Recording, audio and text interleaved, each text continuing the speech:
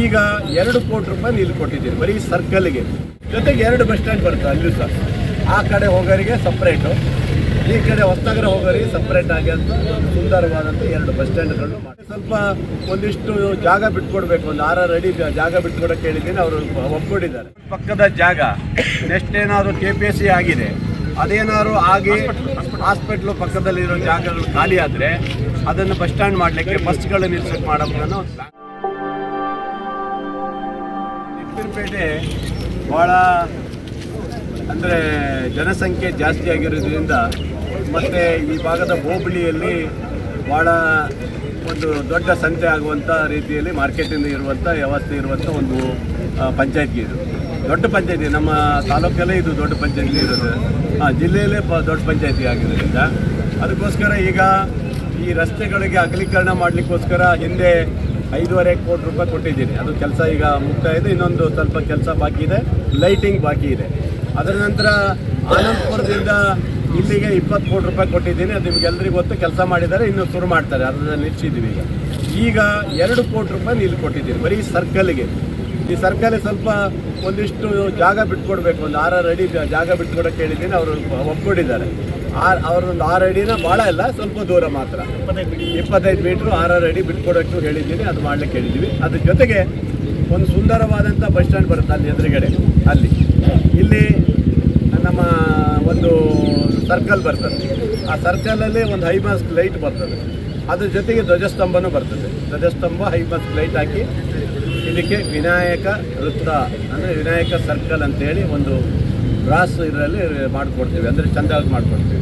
ಆ ಥರ ವ್ಯವಸ್ಥೆ ಮಾಡಿದ್ದೀವಿ. ಅದ್ರ ಜೊತೆಗೆ ಇಲ್ಲಿ ನಮ್ಮ ಅರಳಿಕಟ್ಟೆ ಇದೆಯಲ್ಲ, ಅರಳಿಕಟ್ಟೆಗೆ ಅದು ತೆಗಿಯೋಕ್ಕಾಗಲ್ಲ, ಅದನ್ನು ಸ್ವಲ್ಪ ಟ್ರಿಮ್ ಮಾಡ್ತೀವಿ ಬಿಟ್ಟರೆ.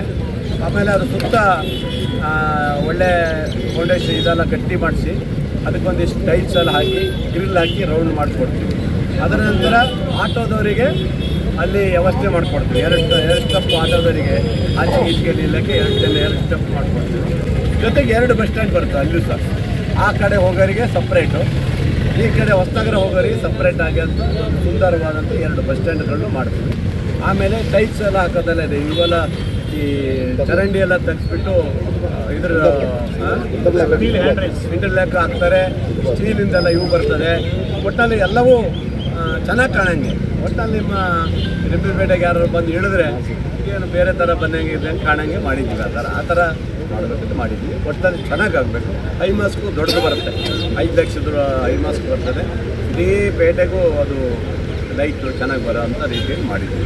ಒಟ್ಟಲ್ಲಿ ಸುಂದರವಾಗಿ ಕಾಣಬೇಕು ಅನ್ನೋದಕ್ಕೋಸ್ಕರ ಎಲ್ಲ ವ್ಯವಸ್ಥೆಯನ್ನು ಮಾಡಿದ್ವಿ. ನೆಕ್ಸ್ಟ್ ಹಂತದಲ್ಲಿ ನಾವು ಈ ಕಡೆ ಮತ್ತು ಈ ಕಡೆ ತಗೊಳ್ಳೋಕ್ಕೆ ವ್ಯವಸ್ಥೆ ಈಗ ನೆಕ್ಸ್ಟ್ ಈ ವರ್ಷ ಆಗಲ್ಲ, ನೆಕ್ಸ್ಟ್ ಮುಂದಿನ ವರ್ಷಕ್ಕೆ ತಗೊಳ್ತೀವಿ.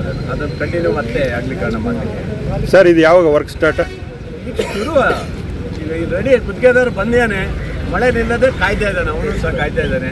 ಮಳೆ ನಿಲ್ಲಬೇಕಲ್ಲ ಈಗ ನೋಡಿ. ಆಮೇಲೆ ನಿಮಗೆ ಮತ್ತೊಂದು ಮಾಹಿತಿ ಇರಲಿ, ಇಲ್ಲಿಂದ ನಮ್ಮ ಬಾರ್ಡ್ರ್ವರೆಗೆ ಏನು ರಸ್ತೆ ಹಾಳಾಗಿದೆ, ಸೂಡೂರು ಗೇಟ್ವರೆಗೆ ಏನು ರಸ್ತೆ ನಮ್ಮ ಹೈವೇ ರಸ್ತೆ ಹಾಳಾಗಿದೆ, PW ರಸ್ತೆ ಹಾಳಾಗಿದೆ. ಅದಕ್ಕೆ ಹೋದ ವರ್ಷ ನಾವು ಎಷ್ಟು ಇಟ್ಟಿದ್ದೀವಿ? ಹೋದ ವರ್ಷ 3 ಕೋಟಿ ಇಟ್ಟಿದ್ವಿ. ನಮ್ಮದು ಇಂಜಿನಿಯರ್ ಇದೆ, ಹೋದ ವರ್ಷ 3 ಕೋಟಿ ಇಟ್ಟಿದ್ದೀವಿ ಅದು ರೆಡಿ ಮಾಡೋಕ್ಕೆ. ಆ ದುಡ್ಡು ಹಾಗೆ ಉಳಿದಿದೆ, ಕೆಲಸ ಮಾಡೋಕ್ಕಾಗಲಿಲ್ಲ. ಯಾಕಂದರೆ ಮಳೆ ಬೇಗ ಶುರುವಾಯಿತು. ಒಂದ್ಸರಿ ಮೇ 18ಗೆ ಶುರುವಾಯಿತು, ಏಪ್ರಿಲ್ 10ಕ್ಕೆ ಸ್ಟಾರ್ಟ್ ಆಯಿತು. ಅದೇ ಬೇಗ ಶುರುವಾಯಿತು. ಆ ದುಡ್ಡು ಹಾಗೆ ಉಳಿದಿದೆ. ಇವಾಗ ಎಷ್ಟಪ್ಪ ಕೊಟ್ಟಿದ್ದೀವಿ ಇಂಜಿನಿಯರ್? ಈಗ ಮತ್ತೆ 15 ಕೋಟಿ ರೂಪಾಯಿ ಬಿಡುಗಡೆ ಮಾಡ್ತಾ ಇದೆ. 15 ಕೋಟಿ ರೂಪಾಯಿ ಪ್ಲಸ್ 4 ಅಲ್ಲಿಗೆ 19 ಕೋಟಿ ಹತ್ತಿರ ಬರುತ್ತೆ. ಇಷ್ಟು ಈ ಭಾಗದ ಅಭಿವೃದ್ಧಿಗೆ ಕೊಟ್ಟಿದ್ದೀರಿ. ಈಗಲೇ ಮಾಡಲ್ಲ, ಮಳೆ ಎಲ್ಲ ನಿಂತು ಸ್ವಲ್ಪ ಬಿಸಿಲು ಚೆನ್ನಾಗಿ ಬರಬೇಕು. ಯಾಕಂದರೆ ರೋಡ್ ತುಂಬ ಹಸಿಯಾಗಿರೋದು, ಮಾಡೋಕ್ಕೆ ಚೆನ್ನಾಗಿರೋದಲ್ಲ, ಅದನ್ನು ಆಮೇಲೆ ಮಾಡ್ತಾರೆ. ಇದಂತೂ ಮಾಡ್ತಾರೆ. ಯಾರಾದರೂ ಬುದ್ಧಿ ಬಿದ್ದೋಗಿದೆ, ರಸ್ತೆ ಮಾಡಲಿಲ್ಲ, ದುಡ್ಡು ಮಾಡಿಲ್ಲ ಅಂತ ಹೇಳುವಂಥ ಪ್ರಶ್ನೆನೇ ಇಲ್ಲ. ಅದಕ್ಕೆ ಏನಾಗಬೇಕು ಅಷ್ಟು ದುಡ್ಡನ್ನು ಇಟ್ಟಿದ್ದೀನಿ, ಸರಿನಾ? ಇದಕ್ಕೂ ದುಡ್ಡು ಇಟ್ಟಿದ್ದೀನಿ, ಅದಕ್ಕೂ ದುಡ್ಡು. ಸರ್ ಬಸ್ ಸ್ಟ್ಯಾಂಡ್ ಏನಾದ್ರು ಹೈಟೆಕ್ ಮಾದರಿಯಲ್ಲಿ ಇರುತ್ತಾ, ಸಾಧಾರಣ ಬಸ್ ಸ್ಟ್ಯಾಂಡ್? ಹೈಟೆಕ್ ಇರುತ್ತೆ. ಹೈಟ್ ಆಗಿದೆ. ಅಲ್ಲೇ ಶೌಚಾಲಯಗಳಿರುತ್ತೆ. ಎಲ್ಲಿ ಅಲ್ಲಿ ಆ ಬಸ್ ಸ್ಟ್ಯಾಂಡ್ ಪಕ್ಕದಲ್ಲಿ ಸಣ್ಣ ಸಣ್ಣ ಶೌಚಾಲಯಗಳು ಏನಾರು ಶೌಚಾಲಯ ಕೊಡಲ್ಲ. ಅಲ್ಲ ಹೈಟೆಕ್ ಅಂದ್ರೆ ಪಕ್ಕದಲ್ಲಿ ಒಂದು ಶೌಚಾಲಯ ಇರುತ್ತಲ್ಲ ಹಾಗಾಗಿ. ಬಸ್ ಸ್ಟ್ಯಾಂಡ್ ಮಾತ್ರ. ಹಾ ಸರಿ. ಶೌಚಾಲಯ ಕೊಟ್ಟು ಬಸ್ ಸ್ಟ್ಯಾಂಡ್ ಕೂರ್ನಲ್ಲಿ ಹೆಂಗ್ ಮಾಡೋದು ಬೇಡ. High tech sir, high tech bus stand ಮಾತ್ರ. ಲೈಟಿಂಗು ಬೆಂಚಿಂದ ಹಿಡಿದು ಅದೆಲ್ಲ ಒಳ್ಳೆ ಚಂದಾಗಿ ಬರುತ್ತೆ, ವ್ಯವಸ್ಥೆಯಿಂದ ಮಾಡ್ಕೊಡ್ತೀವಿ. ಅದರಲ್ಲಿ ಯಾವುದೇ ಇದಿಲ್ಲ. ಏನೇನು ಹಾಕಬೇಕು ಅದಷ್ಟು ವ್ಯವಸ್ಥೆ ಮಾಡ್ಕೊಡ್ತೀವಿ. ತುಂಬ ದೊಡ್ಡದು ಬರುತ್ತೆ. ಅಲ್ಲಿ ದೊಡ್ಡದು ಬರುತ್ತೆ, ಇಲ್ಲೂ 2 ದೊಡ್ಡದು ಬರುತ್ತೆ. ಅದರಲ್ಲಿ 2 ಅಂಗಡಿ ಬೇಕು ಅಂತ ಹೇಳಿದ್ರೆ ಆ 2 ಅಂಗಡಿನೂ ಮಾಡ್ಕೊಡೋಕೆ ಹೇಳಿದ್ದೀವಿ. ಕಾರ್ನರ್ ಈ ಕಡೆ ಆ ಕಡೆ ಕಾರ್ನರು 2 ಅಂಗಡಿ ಮಾಡ್ಕೊಡ್ತೀವಿ. ಒಂದು ಅಂಗಡಿ ಇವನಿಗೆ ಇರ್ತದೆ, ಇನ್ನೊಂದು ಅಂಗಡಿ ಯಾರೋ ಒಬ್ಬರು ಅದನ್ನು ತಗೋಬೋದು. ಇವರು ಪಂಚಾಯತ್ಗೆ ತೀರ್ಮಾನ ಮಾಡ್ತಾರೆ. ಇಷ್ಟು ವ್ಯವಸ್ಥೆಯನ್ನು ಮಾಡ್ತಾರೆ ಸರ್. ಈ 2 ಅಂಗಡಿ ಕೊಟ್ಟರೆ ಅದು ಪಂಚಾಯತಿ ಸೇರುತ್ತೆ. ಪಂಚಾಯತಿ ಇದೆ, ನಮಗೆಲ್ಲ ಪಂಚಾಯತ್ಗಾರಿಗೆ ಇವನಿಗೆ ಸಿಗಲ್ಲ.